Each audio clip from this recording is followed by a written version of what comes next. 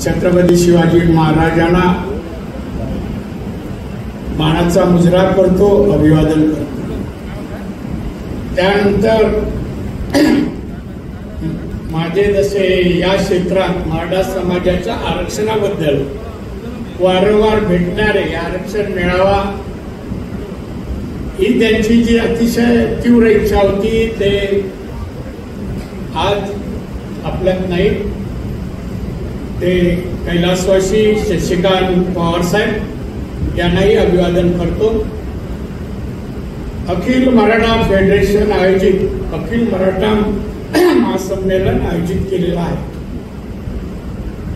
या संमेलनासाठी उपस्थित असलेले सन्माननीय अध्यक्ष सुरेशराव सुर्वे साहेब, सन्माननीय सुरेश आवरे साहेब, सन्माननीय उमेशराव भुजबळराव, सन्माननीय संतोष गाग, सन्माननीय रवींद्र माने, सन्माननीय जयसिंगराव पवार, सन्माननीय अरुण पवार, सन्माननीय दिलीपदादा जगताप, सन्माननीय बाळ माने, या मंचकावर बसलेले अन्य मान्यवर, माझ्या समोर बसलेले सर्व वडीलधारी मंडळी, बंधूंनो, भगिनींनो आणि पत्रकार मित्र,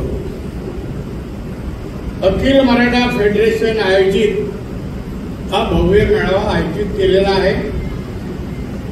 मला या मेळाव्यामध्ये यावं, सहभागी व्हावं असं आमंत्रण मिळालं आणि मराठा समाजाचं हे महा अधिवेशन आहे आणि त्यामुळे या संमेलनाला आपण जावं म्हणून मी 1 तास उशिरा या ठिकाणी आलो। त्याबद्दल माफी असावी, कारण मी उशिरा येणाऱ्यापैकी नाहीये, पण हेलिकॉप्टर आपलं विमानतळ सुरू नाहीये, परवानगी देत नाही, मग दुसऱ्या ठिकाणी लँड करून मी त्या ठिकाणी पोहोचलोय। तरी पण नैतिक जबाबदारी स्वीकारून मी माफी मागतो। आता मराठा समाज छत्रपती शिवाजी महाराज आपण दैवत मानतो आणि महाराजांपासून बोध घेऊन अनेक गोष्टी आत्मसात करून आपण आता आपल्या जीवनात वावरतो। माझ्या अगोदर सगळ्या वक्त्यांची मी भाषणे काळजीपूर्वक ऐकली। आज माझं असं म्हणणं आहे, मराठा समाजाने आज आपण कुठे उभे आहोत त्याचं आत्मपरीक्षण करणं गरजेचं। सर्व क्षेत्रात, सर्व उद्योग असो, शेती असो, शेती उद्योग असो, किंवा अधिकारी वर्गात म्हणा, राजकारणात म्हणा, आपला समाज कुठे आहे? अधिवेशना अगोदर 1-2-3 महिने याचा शोध लावावा आणि एक पुस्तक अधिवेशनाच्या अगोदर सर्व सदस्यांना द्यावं, त्याला कळलं पाहिजे आपण कुठे आहोत। छत्रपती शिवाजी महाराज 1630 साली जन्माला आले आणि 1600 म्हणजे वयाच्या 55 वर्षी ते आपल्यातून गेले। महाराजांनी 15 वर्ष ते 45 वर्षापर्यंत हिंदवी स्वराज्य स्थापन केलं। वयाच्या 15 वर्षापासून सुरुवात केली। निर्धार निश्चय करावा तर तो छत्रपती शिवाजी महाराजांनी अशी आपण घोषणा देतो आणि महाराजांनी ते शक्य करून दाखवलं। आपल्या जीवनात अशी घोषणा देणं, कार्यान्वित करणं ही प्रक्रिया आपण कितपत करतो? आपण किती महत्वाकांक्षा बाळगतो आणि ती पूर्ण करण्यासाठी मेहनत, परिश्रम आणि बुद्धिमत्तेचा वापर करतो आणि यशस्वी होतो। मुद्दाम काही आकडेवारी तुम्हाला देणार आहे मी।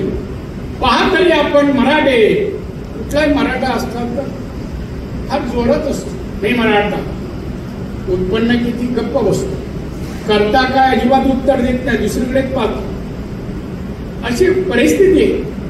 बांधवानं महाराष्ट्राची लोकसंख्या 15 कोटीच्या घरात आहे। 15 कोटी, या 15 कोटीमध्ये आपण 30% आहोत। मराठा किती? 30%, म्हणजे 4-4.5 कोटीच्या जवळपास. याच्यामुळे दारिद्र्याखाली किती संख्या आपली 22%. 22% लोक दारिद्र्य रेषेखाली आहेत, गरिबीत आहेत. मग एवढ्या वर्षात महाराजांचा काळ आणि त्यानंतर त्यांनी जे काम केलं, कार्य केलं, महाराष्ट्र घडवला, हिंदवी स्वराज्य स्थापन केलं, एक लोककल्याणकारी राज्य निर्माण केलं. त्या महाराजांच्या महाराष्ट्रात मराठा कुठे आहे? 22% दारिद्र्यात आहे. याचा राग यायला पाहिजे, चीड यायला पाहिजे. आणि कुठे कमी पडलो? महाराज यशस्वी झाले तेव्हाच्या मावळ्यांनी महाराजांना यशस्वी केलं. आताचे मावळे त्या विचाराचे, ते प्रवृत्तीचे, आपला एक मराठा पुढे जात असेल, साथ करायला येतात का सोबत?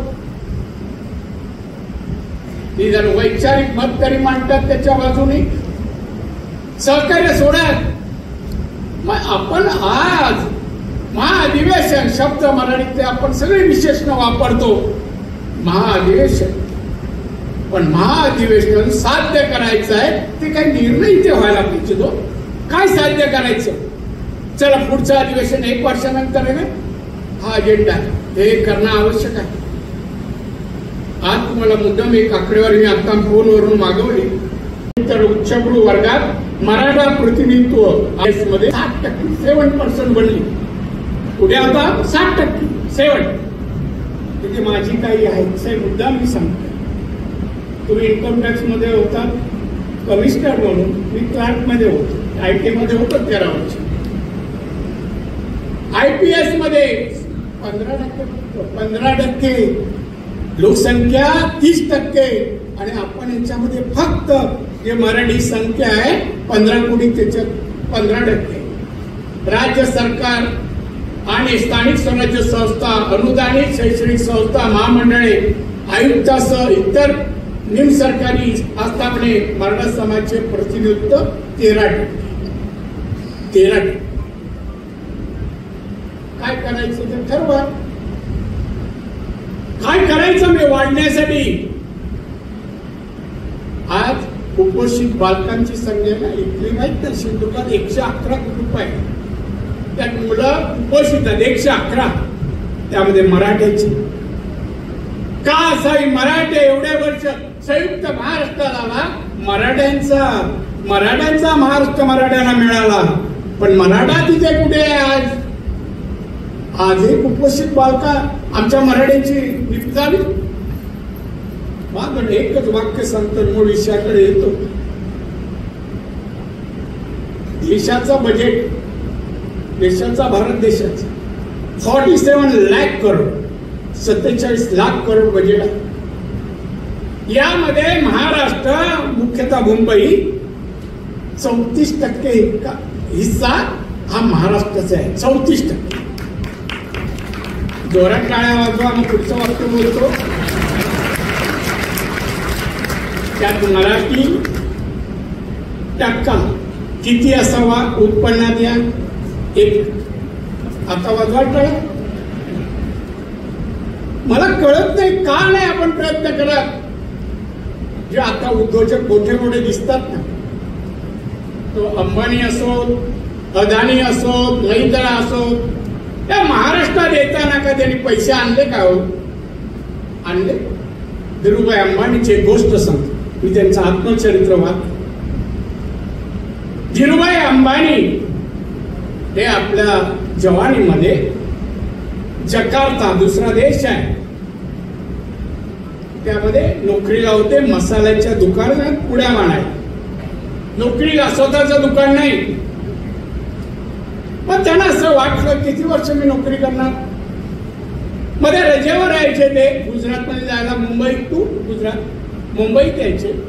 मुंबईचे काही पदार्थ घ्यायचे, गुजरातमध्ये जाऊन विकायचे.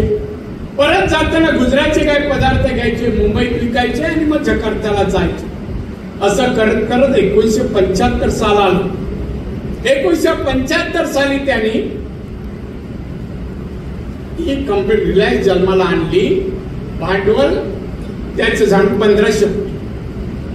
रिलायन्स कर्ज काढून 1500 कोटी कॅपिटल त्या कंपनीचं. धीरूभाई 2003 साली गेले. किती कॅपिटल असेल? मुलांना काय सोडून गेले? 63,000 करोड. सांगा, हे पैसे इथेच मिळवले ना, इथेच कमावले ना. SSC नापास, नॉन मॅट्रिक होते ते, SSC पण नव्हते. त्यांना शक्य झालं, आमच्या लोकांना नाही. आमचे लोक गावी जातात साखरमणी, जाताना घरातल्या लोकांना गोड काहीतरी घेऊन जातात, नाही तर कांदे बटाटे पूर्वी नाही इच्छात ते पण नाही. पण काहीतरी व्यवसाय, मुंबईच्या काही गोष्टी न्याव्या, तिकडे विकाव्या, तिथून पैसे कमवावे, घरासाठी वापरावे. एक सर मुंबई, मी मुख्यमंत्री होतो आणि एक सर्वे केला मी, कुठल्या भागात मुंबईच्या मराठी माणूस आहे, कोणत्या इंडस्ट्रीमध्ये मराठी माणूस काम करतो, त्याचं उत्पन्न काय आहे. मुंबईत 2 रूम किचन घ्यायचं असेल 3.5 कोटीच्या खाली नाही. 1 रूम किचन 80 लाख ते 1 कोटी 1 रूम किचन. मराठी माणूस कुठे चालला मुंबईच्या? दहिसर, वसई, तिकडे डोंबिवलीच्या पुढे लालबाग परळ विकून तिकडे. याचं कोणाला अपमानच वाटत नाही. हो, अपमान नाही. आम्ही लांब काढतो, गावी जाताना एसटी कोणी विचारलं काय उकडेल मुंबई, पण हा तोकडे विचारला तो वसई. मुंबई तू वसई किती लांब आहे? बांधवून आपण या तुमच्या कार्यक्रमात सर माफ कर, मी कुठे टीका करायला आलो नाही, मला फक्त बोलायचंय माझं मत. मी मराठा समाजात जन्माला आलो, मला वाटतं मी काहीतरी योगदान द्यावं, करावं म्हणून प्रयत्न. मी मराठा समाजा आरक्षणाबद्दल मला कॅबिनेटमध्ये माझी नेमणूक झाली चेअरमन म्हणून. यानंतर मीडियाने मला विचारलं, साहेब तुमचं काय म्हणणं आहे तुमचं? मी काही झालं तर अध्यक्षपद मिळालं ना, मराठ्यांना आरक्षण देणारच पहिल्या दिवशी सांगितलं. त्यानंतर 6 महिने महाराष्ट्र फिरलो मी. मला उत्तर देत आहे, माझं कोणी मंत्रिपद काढून घेतलं नव्हतं. त्यात मराठा समाज जन्म झाला, मी हे करणार, सोडणार नाही. किती विरोध झाला नाही. उद्या कॅबिनेट आहे, उद्या ते येणार प्रस्ताव मंत्रिमंडळासमोर. आद्याशी पुत्राचं मुख्यमंत्री होते, मी गावी होतो कणकवलीला. फोन आला, साहेब कुठे आहात? साहेब मी कणकवलीला. साहेब या लगेच, उद्या कॅबिनेट आहे. मी रात्रीपर्यंत पोहोचेल. नाही सर, त्या सन्माननीय भुजबळ साहेबांनी हा प्रस्ताव आणू नये म्हणून पत्र दिले. बरं साहेब असं करू नका, मी सकाळी येतो, भेटतो, मी तुम्हाला ब्रीफ करतो, समजावून सांगतो कसं योग्य आहे. ठीक आहे. सकाळी गेलो, त्यांना ब्रीफ केलं. तुला साहेब कॅबिनेट म्हणून विड्रॉ करतो. मी भुजबळांना सांगतो. भुजबळांना फोन केला, साहेब अमुक अमुक आपलं जो कॉन्फरन्स हॉल आहे तिथे या, तुमचे कोण लॉयर आहेत, वकील आहेत, सगळ्यांना घेऊन या आणि मी येतो. आणि भेटलो भुजबळांना. यामुळे आम्ही अन्य जाती धर्माचं कोणाचं आरक्षण घेतोय, कोणाचं घेतलंय, कोणा तुम्ही खालून दुसरा पॅराग्राफ वाचा. मी स्पष्ट याच्यामध्ये म्हणालो होतो, आम्हाला कुठल्या जाती धर्माचं आरक्षण नको.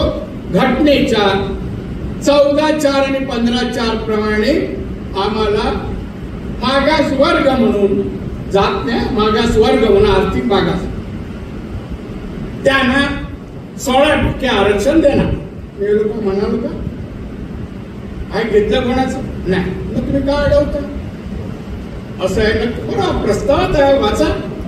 ठीक, असा तो प्रस्ताव पास. कॅबिनेटमध्ये बहुतांशी तेव्हा मराठा होते साहेब, बहुतांशी. सगळ्यांना आदल्या दिवशी फोन केला, नाव घेत नाही. उद्या प्रस्ताव येतोय, पाठिंबा द्या. हो साहेब, हो साहेब सगळ्यांना. आणि मग चर्चा जेव्हा झाली ना, सुरू झाली, त्यामुळे एखाद्या चेहरे बघतोय, एक बोलेल, दुसरा बोलतोय, तिसरा. विरोधातले 1-2 जण बोलले आणि कोण बोलले, मी पाहिलं कोणी बोलत नाही. त्या मी समजलं की मी मुख्यमंत्री आहे, मी नव्हतो, मी रेव्हन्यू मिनिस्टर. पण तसंच मी वागणूक दाखवली. सीएस पुढचा विषय पुकार हा पास. 20 मिनिट पास, मुख्यमंत्री गप्पच. आज सांगा, आपण म्हणतो शिवाजी महाराज जगात एक आक्रमक, शूर, पराक्रमी, मुत्सद्दी नेते होते आमचे, आम्ही देवत मानतो. मग त्यांच्या स्वभावातले काही गुण आपण आत्मसात का नाही केले? कुठे गेला तो रग, कुठे गेला ते धाडस, कुठे गेला तो पराक्रम? कशात तरी दाखवू द्या, नोकरीत दाखवा, उद्योगात दाखवा, शेतीमध्ये दाखवा. शेतीच्या बाहेर प्रोडक्ट शेतीच करायला पाहिजे असं नाही. शेती करून बाहेर प्रोडक्ट करू शकतो. आंबा असाच विकला 5 रुपये जातो देवगडचा आंबा, पण तोच आंबा सुरतवाले आपल्याकडून घेतात, क्रॉफर्ड मार्केटवरून प्रोसेसिंग करून पॅकिंग करतात. एक पॅकिंगला 15 रुपये लागतात. 15 आंब्याचे 5 रुपये, 15 आणि 5 20. ट्रान्सपोर्ट करायला 2 रुपये, 22. विकतात 45 रुपयाला एक आंबा. किती प्रॉफिट आहे? पिकवणाऱ्याला 5 रुपये आणि जो फॅक्टरी लावतो त्याला 22. सांगा, हे असे आपण अभ्यास का नाही करत? वेगवेगळे.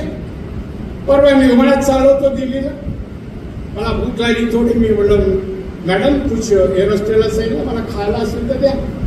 त्याने आणून दिलं. वेफर दिलं. काय काय वेफर? हे राईस का वेफर? मी पहिल्यांदाच ऐकलं. तांदळापासून वेफर बनवली. आपण कोकणात कोणतरी प्रयोग करतो का? आज नाचणी सर्वत्र खाता येतो. कोकणी म्हणून नाचणी भाकरी नाही, तांदळाचीच भाकरी पाहिजे. पण नाचणीला काय किंमत आली आहे? नाचणीची शेती करा, बाय प्रोडक्ट करा, पैसा मिळतो. आणि मग या मुंबईच्या उत्पन्नात आपण 1% नाही. मुंबईला मग मी सिंधू, रत्नागिरी, कोकण महोत्सव चालू केले का? लोकांना धंदा शिकावा, स्टॉल लावावे, उद्यामध्ये स्टोअर व्हावी, मोठमोठे फॅक्टरी व्हावे, उत्पादन करावे. म्हणून आम्ही मुंबईत पण ते पण सुरू केले. मराठी माणसं नुसतं ऐकू नका, अनुकरण करा. ऐकू नका. स्त्री असो पुरुष असो. मी एमएसएमई मंत्री होतो. रत्नागिरीमध्ये आमचे अधिकारी 72 अधिकारी आणून मार्गदर्शनाला पाठवलं. वेगळ्या उद्योगाची ओळख सांगा, काय लागतं सांगा, त्यांना कुठून भांडवल देणार ते सांगा. सगळं करूनही 10 ऍप्लिकेशन आले. हजारो लोकांना पुरुष महिला मार्गदर्शन 10. मी आसामला गेलो मंत्री म्हणून. तिथे माझं व्याख्यान होतं. तिथे माझं व्याख्यान झालं तर काही महिला आल्या आणि माझ्या टेबलावर परफ्यूमच्या बाटल्या ठेवल्या. मॅडम ये क्या है? सर ये परफ्यूम है. बोले इधर मेरे पास क्यों लाए? नहीं बताने आया, हम परफ्यूम लेमन ट्री गवती चहा पासून बनवले परफ्यूम आणि एक्सपोर्ट करतो. किती कंपनी आहे? 300. मला बरं वाटतं. बोला आपल्याकडे पण सुरू करू.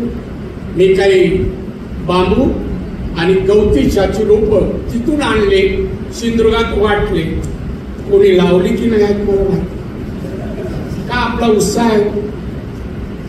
कसं आम्ही उद्योजक बनणार बोलून होतं का? बना. असं कसे होते? त्यांना लागते पैसा. मी सिंधुदुर्ग बँकेला सांगून ठेवले, जे उद्योजक व्हायला येतील तू कर्ज दे, कमी पडलं मी दुसऱ्या बँकेतून तुला लोन देऊ. पण द्यायचं. माणगाव परत जा कधीतरी. माणगाव परत सिंधुदुर्गात सावंतवाडीच्या बाजू शेकडोनी पोएट्री आहे. मी त्यांना 7-8 वर्षापूर्वी पिंजरे आणि पहिला लॉट कोंबडीचा दिला पहिला. आणि मग त्यांच्या प्रत्येक लॉट मागे हप्ता कापून जायचं. आज हजारोच्या पेक्षा जास्त पोएट्री आहे. सिंधुदुर्गाचं पर कॅपिटा इन्कम दरडोई उत्पन्न रत्नागिरीपेक्षा साहेब जास्त आहे. रत्नागिरी बघा, सिंधुदुर्गाचं जास्त एवढं 2-3 टाळ्या पडल्या. पण बघा मी इथे नको. मी सांगेन इथल्या रत्नागिरी बँकेला पुढे यायला पाहिजे वेगळे व्यवसाय उद्योजक. शिक्षणाबद्दल मराठा समाज काय करतो? IAS IPS संख्या सांग. चला समाजातर्फे प्रशिक्षण वर्ग ठेवा, देऊ त्यांची आपण. प्रोफेसर येतील त्यांना पैसे. मराठा समाजाची मुलं येऊ दे. शिकल्यानंतर IAS IPS साठी काय करावं लागतं, अभ्यास कसा करावा लागतो, IAS झाल्यावर पगार किती असतो, रुबाब कसा असतो, बंगला गाडी सगळे येतं दारादारासमोर. त्याला अट्रॅक्शन वाटू दे. अशा गोष्टी आपण केल्या पाहिजे. तो अट्रॅक्शन नाही तर मुलगा शिकतोय, मुली शिकते. आई मी ग्रॅज्युएट झाले. हो का, छान. अरे छान काय, त्याचं कौतुक करा, त्याशी चांगलं गोड जेवण द्या, त्यांना वाटू द्या खरंच नाही एवढीशी. तसे उत्साहाचे प्रसंग जीवनात यावे असतील तर आपणच परिस्थिती निर्माण. शेजाऱ्याचा मुलगा समजा मेरिट लिस्ट मध्ये आला, सगळे मराठीच राहतात एक एक वाडीत गाव, किती जाऊन कोण अभिनंदन करतात. चर्चा कसा काय मेरिट मध्ये आला, काय केलं त्याने, वशिला तर नाही लावलं. अरे तुम्हाला काय करायचं, जा नुसतं अभिनंदन करा. बांधवण या काही गुणात्मक बदल करा तर प्रगतीचे रस्ते. नुसता मराठा अभिमान बाळगू नका. आता खरंच सांगतो, नुसतं मराठा म्हणून आता लग्न कार्य पण जमत नाही. सांगा, आपल्या इकडे रत्नागिरी सिंधुदुर्गामध्ये आपल्या मुली शेतकरी म्हणून, इथे स्थानिक राहतो म्हणून किती तयार होतात तो लग्नाला. मला सगळं डिटेल आहे, पण न तिथे शिरायचं नाही. पण तुम्ही त्यासाठी सक्षम होण्यासाठी आवडीनिवडी बघा, आवडीनिवडी बघा. मी मुंबईच्या ज्वेलरीचं दुकानं आणि तिथे होणारा खप याची माहिती काढली. मला थोडी बजेटचं अभ्यास करायची नेहमी सवय आहे. मी काय पाया कुठल्या याच्यासाठी नाही. बांधवणं 3 नंतर ज्वेलरी बाजार, नेपेंची रोड या ठिकाणची ज्वेलरी मॅक्झिमम दुकान आहेत मुंबईची. तिथे आतमध्ये शिरायला जागा नसते. त्या ठिकाणी आतमध्ये जाल बोला, एकतरी मराठी बोलताना पाहूया का, एकही दिसणार नाही. मारवाडी आणि गुजराती आणि पंजाब नाही. महाराष्ट्राच्या श्रीमंतीमध्ये नाही. आपण नुसते मानाने बोटे, मराठी महाराष्ट्रात मुंबई आमची राजधानी एवढंच स्लोगन करू शकतो. पण मुंबई तुमचं काय बोललं तर उत्तर मिळत नाही. करा प्रयत्न. एक दिवसानं उत्तम उदाहरण आहे बांधवांनो, भगिनीनो आणि मित्र. माझे वडील मिलमध्ये कामाला होते, रिटायर गेले आजारी पडल्यामुळे. मी 4थीत बांद्राला राहायचा हाऊसिंग बोर्ड मध्ये. वडिलांनी ते सगळं सोडलं, गावी आले. आम्हाला आईला सांगितलं याला मामांकडे ठेव. मी चेंबूरला राहायचो मुंबई. मी 15 वर्षापासून मुंबई वेगवेगळे व्यवसाय, वेगवेगळे व्यवसाय. एकदा तर मी एक व्यवसाय सुरू केला, दारू बिरू नाही, चांगले व्यवसाय. म्हणजे आत्या आले, सावंत घरी आले, म्हणून काय सुरू केलंस तू?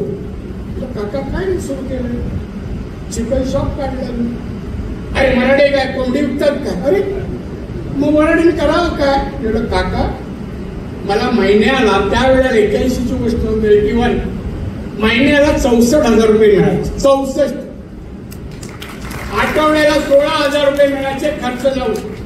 हा ना व्यवसाय. आणि इन्कम टॅक्स मध्ये पगार किती होतो? मी क्लार्क होतो 1500. करायची गाव म्हणून मी आघाडी सोडली नव्हती. आणि इलेक्शनला वाट कोण एवढं झालं, वडील बोलायचे बंद झाले. 1-2 महिने झाले. मग एक दिवशी गोड स्वीट आणून दिलं. हे कोंबडीचं दुकान मिळालं, पैशातून आणलं. मला नको, मला खावं लागेल. केलं पाहिजे. काय नाही व्यवसाय केला मुंबई. 91ला मी चेंबूरला हॉटेल काढलं, ग्रेड 1. आता म्हणजे गोव्याला 2 हॉटेल आहेत. आता 3रं 5 स्टार गोव्याला इथं आहे. हे काम माझे मोठेपणा नाही सांगत. शक्य आहे, अशक्य काय नाहीये, शक्य आहे. पण प्रयत्नच नाही करायचं, नाही करायचा प्रयत्न. माझ्या डाव्या उद्योगाला अनेक माझे मित्र उद्योजक इथे पण बसले आहेत. त्यांनी मला पाहिलं, काय बाळ बरोबर त्यातला. पण कानुकरण कधी करणार? मी तुम्हाला एक वयाच्या 15 वर्षात शिवसेनेत गेलो. शिवसेनेत जन्म झाला 1966. आणि तेव्हापासून आतापर्यंत 16 तास काम करतो. 16 तास. आठवड्यातून 2 दिवस फक्त व्यवसाय. प्रत्येक व्यवसाय एक सगळ्या प्रकारचे व्यवसाय, सगळे. टेम्पो, टॅक्सी, आता फिश एक्सपोर्ट, हॉस्पिटल, कॉलेज, कुठला व्यवसाय नाही असं नाही. का करतोय? माझी घरची गरज.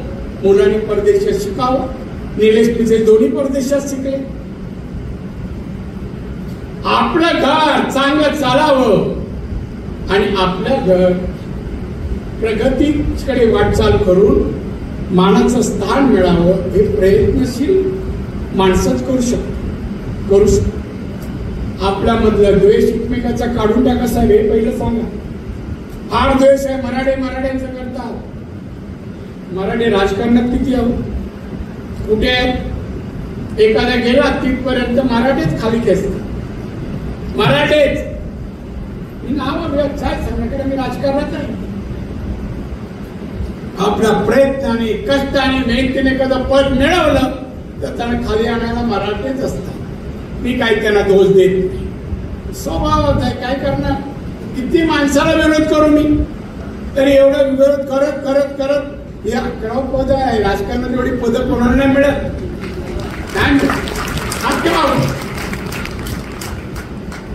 पण त्या पदातून माझा देश, माझं राज्य, माझा धर्म आणि माझी जात याच्यासाठी माझं जीवनात काम करावं हा माझा निर्धार. मी त्याच्यात तडजोड नाही करत आणि भीती नावाची आपल्या गोष्टच नाही. कोणाला घाबरायचं? मी चांगलं काम करतो, वाईट काम तर करत नाही कोणी सांग. आणि म्हणून बांधवांनो फार वेळ झालाय. तुम्ही म्हणाल राणे हे सांगायला आले होते का? नाही, मला कोणाला दुखवायचं. पण आपलं फेडरेशन आहे साहेब, संघ आहे. तुम्ही 50 फेडरेशनच्या माणसांना बोलवा, एक अजेंडा ठरवा. पण शिक्षणासाठी आपल्या फेडरेशनने काय करा? IAS IPS मोठ्या पगारच्या नोकऱ्या आणि उद्योगात आपण काय मदत करू शकतो फेडरेशन म्हणून?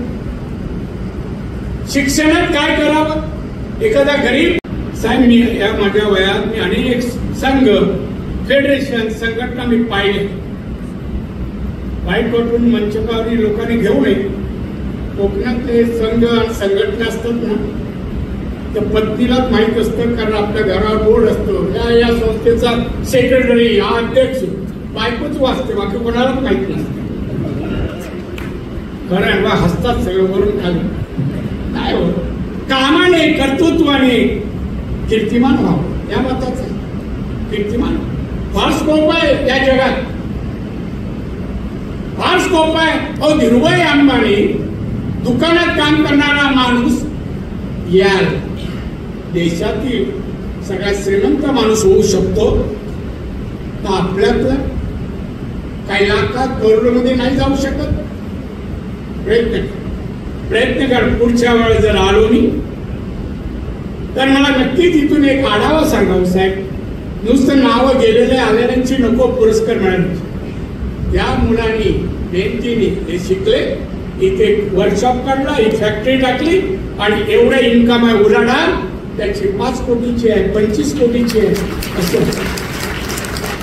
अपना बँक म्हणून पुण्याला एक अपना बँक, त्यांच्या वार्षिक संमेलनाला मी आणि बाळासाहेब वडसकर त्यांचे अध्यक्ष आहेत. ते मला बोलत काय सांगतात, या मुलांनी 5 कोटी कर्ज या व्यवसायासाठी घेतली. त्याला 3 वर्ष झाली. आज त्याचं कॅपिटल 20 कोटी झालं. या माणसाला आम्ही कर्ज 50 कोटी दिला. त्याने अमुक उद्योग टाकला. 300 कोटीचा ऍसेट त्या कंपनीचा आहे बघा. आणि त्यांचीच नाव वाचतात, ते त्याला पुरस्कार देत. आपण असं काहीतरी करूया ना. चला 10 कोटीची हे दिली, उलाढाल केली, प्रॉफिट मिळवलं, तर त्याला हा पुरस्कार सन्मानाचा करूया ना आपण. थोडीशी पैसे लागतील, करूया. नाही तर मराठ्यांना काय कमी तोंडाने. पण राग मानू नका, माझी शैली आहे. बोल म्हणजे राणे आल्याने असं नाही. मी पाहतो म्हणजे तुमच्यातलाच आहे हो. रोज सकाळ त्यांना आणि फार बोलतो मी. हे आमच्या सवंगड्यांना माहिती आहे. प्रगती करा. राजकारण कुठे तुमचं नाव घेतलं माणूस समोरचे थांबले पाहिजे. असं काम आणि कार्य कर्तृत्व चांगलं आज महाराष्ट्रात, देशात नारायण राणे असं जाऊ दे, लोकसभेत जाऊ दे, तुम्ही दाबून ते राहण्याची का आपण दाखवतो. महाराष्ट्राचा खासदार कसा असतो, मंत्री कसा असतो, अहो राष्ट्रपती, पंतप्रधान, फायनान्स मिनिस्टर सगळ्यांनी 2 वर्षापूर्वीच्या बजेटमध्ये माझ्या खात्याचा, माझ्या नावाचा उल्लेख केला. नावाचं अशक्य काही नाही शक्य. महिलांनी कोणालाही अडचण आली उद्योग व्यवसायात हक्काने हाक मारा, हो म्हणून तुम्हाला मदतीला मी तयार. त्याच्यामध्ये काही लाजायचं हे करायचं काय नाही. शेवटी व्यवसाय एक मी सिंधुदुर्गात महिलांसाठी सांगेन. महिला उद्योग सुरू केलाय एक 15 वर्ष झाली. महिला उद्योग 7 एकर मध्ये महिलांचे उद्योग चालतात.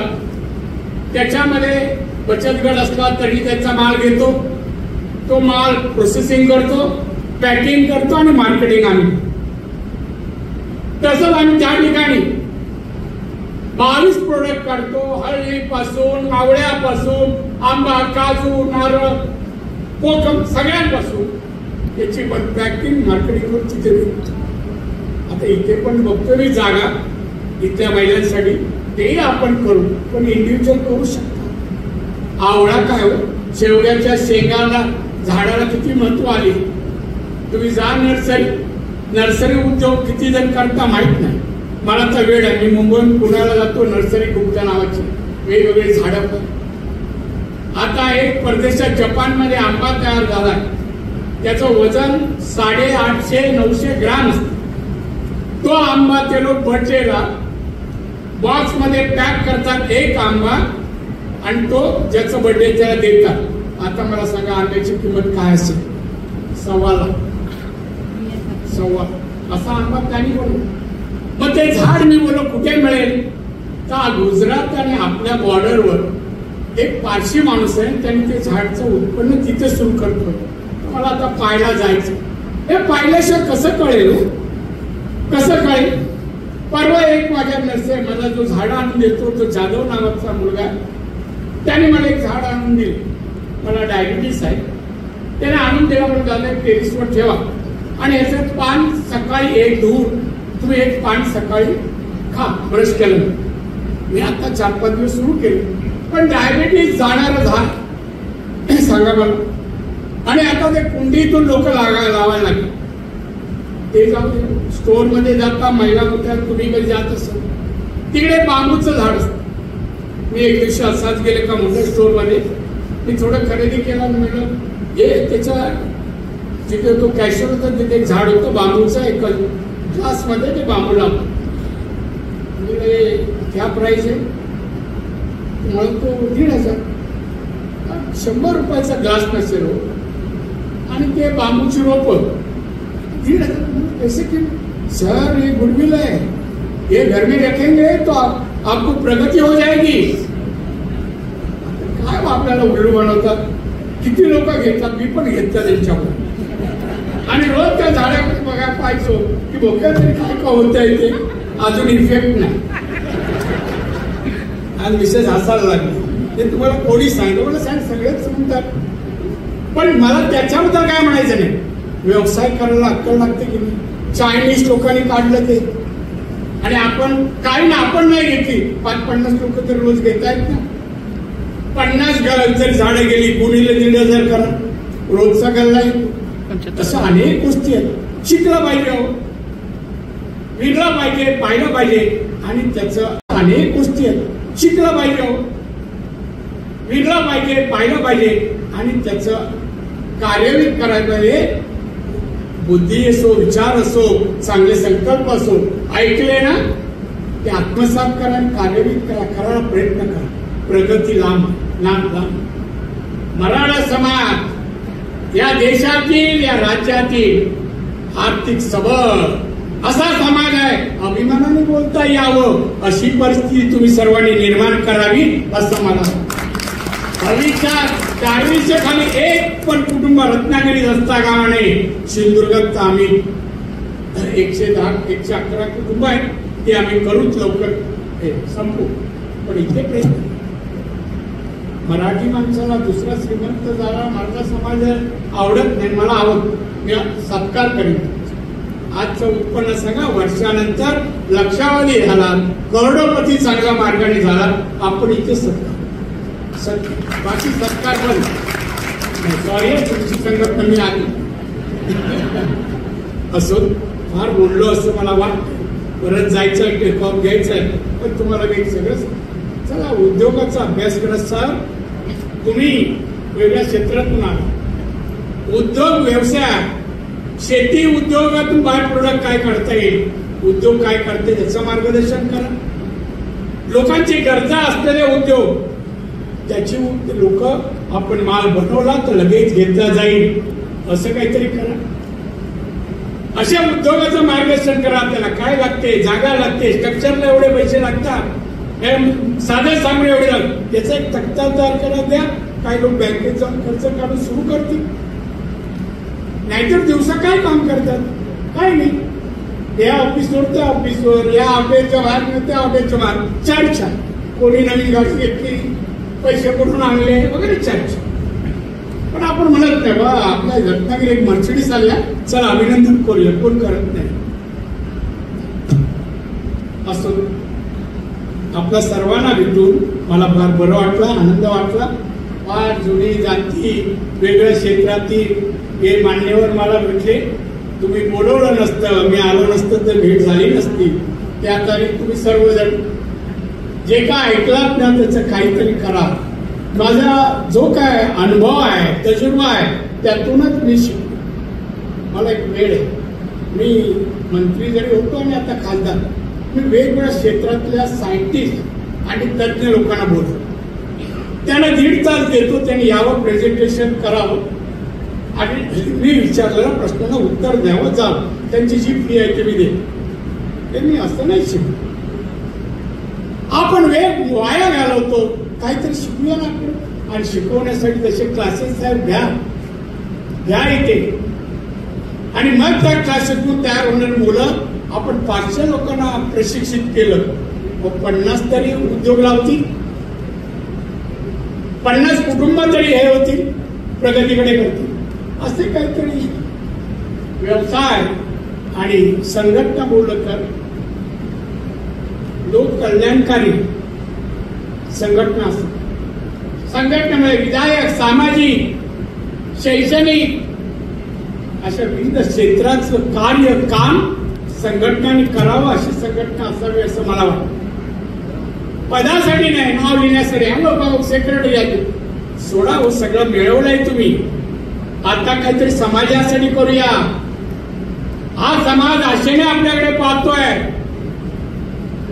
तो अभिमानाने जगावा, स्वाभिमानाने जगावा. महाराष्ट्र माझा, हे माझं अस्तित्व महाराष्ट्राचं सांगता यावं, अशी परिस्थिती निर्माण करूया.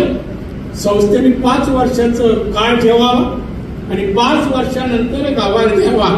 आम्ही हे केलं. एवढ्या लोकांना दारिद्र्य बाहेर आणलं, कोणा लाखातून करोडकडे नेलं आणि हे टॅक्स पेअर झाले इन्कम टॅक्सचे. अशी परिस्थिती निर्माण करण्यासाठी तुम्ही आम्ही सर्वांनी काम करूया. माझ्या तुम्हाला शुभेच्छा. माझ्या मराठा समाजातील बंधू भगिनी, माता आणि सगळे मित्र, तुम्ही जीवनात यशस्वी व्हावं, तुम्हाला दीर्घ आयुष्य आणि उत्तम आरोग्य माझ्या कुलदेवत रामेश्वरांनी द्यावं ही प्रार्थना करतो आणि तुमची रजा घेतो. जय हिंद, जय महाराष्ट्र.